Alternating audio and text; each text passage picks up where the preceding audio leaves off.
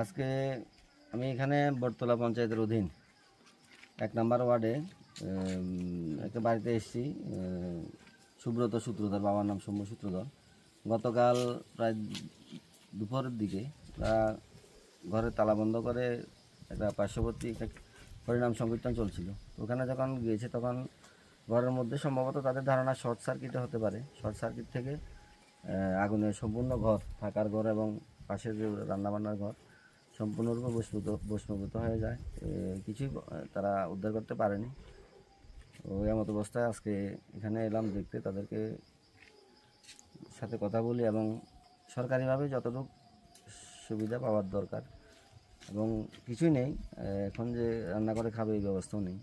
সুতরাং যতটুকু সাহায্য সরকার থেকে পাওয়া যায় আমি চেষ্টা করছি এসডিএম সাহেবের সাথে কথা বলে ওদেরকে সরকারিভাবে সাহায্য প্রদান করার জন্য। 10টা সেকেন্ড